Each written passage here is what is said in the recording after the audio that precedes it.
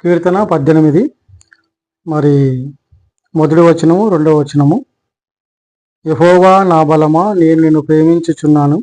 యెహోవా నా శైలము, నా కోట, నన్ను రక్షించువాడు, నా కేడము, నా రక్షణ శృంగము, నా ఉన్నత దుర్గము, నా దేవుడు, నేను ఆశ్రయించున్న నా దుర్గము. కాబట్టి దావీదు దేవుణ్ణి ఇక్కడ 2 సందర్భాల్లో మరి నేను నా ఉన్నత దుర్గము, నా ఉన్నత దుర్గము, నేను ఆశ్రయించిన దుర్గము. కాబట్టి దావీదు దేవుణ్ణి ఉన్నత దుర్గముగా, ఆశ్రయ దుర్గముగా చెప్తూ వచ్చినాడు. కాబట్టి ఈ దుర్గం ఏంటంటే ఇది బలమైన కోట. ఈ బలమైన కోట, ఈ బలమైన దుర్గం ఏం చేస్తుందంటే ఇది శత్రువుల నుంచి కాపాడుతుంది, లేదా శత్రువుల నుంచి రక్షిస్తుంది, గాలి నుంచి, ఎండ నుంచి, చెలు నుంచి, తుఫాను నుంచి కాపాడుతుంది. ఈ దుర్గము నెమ్మదిస్తుంది, ఈ దుర్గము భద్రతిస్తుంది, ఈ దుర్గము కాపాడుతుంది, ఈ దుర్గము భద్రపరుస్తుంది.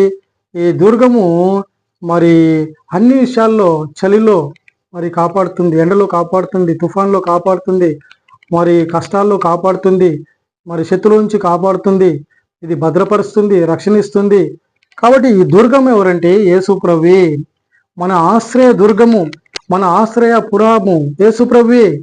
మన ఆశ్రయ ఆత్మీయమైనటువంటి ఆశ్రయపురము, ఆశ్రయ దుర్గము, మన కోట, మన కొండ యేసు ప్రభువే. కాబట్టి యేసు ప్రభు మనల్ని ఒక దుర్గములాగా, ఒక కోటలాగా శత్రువుల నుంచి కాపాడుతాడు, శత్రువుల నుంచి రక్షణిస్తాడు, శత్రువుల నుంచి భద్రపరుస్తాడు. అంతేకాకుండా గాలి నుంచి, తుఫాన్ నుంచి, అలజడుల నుంచి మరి క్షేమాన్ని ఇస్తాడు, కాపాడుతాడు, అన్ని విషయాల్లో తోడుగా ఉంటాడు. కాబట్టి మన ఆశ్రయ దుర్గము యేసు ప్రభువే, మన రక్షణ దుర్గము యేసు ప్రభువే, మన కోట యేసు ప్రభువే.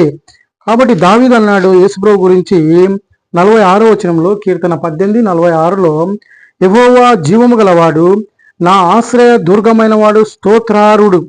కాబట్టి మన ఆశ్రయ దుర్గమైన వాడు స్తోత్రారుడు.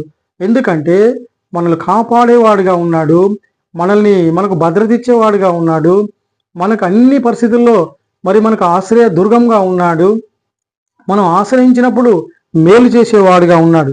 కీర్తన 46లో చూసుకున్నట్లయితే దేవుడు మనకు ఆశ్రయమును దుర్గమునై ఉన్నాడు, ఆపత్కాలంలో నమ్ముకోదగిన సహాయకుడు.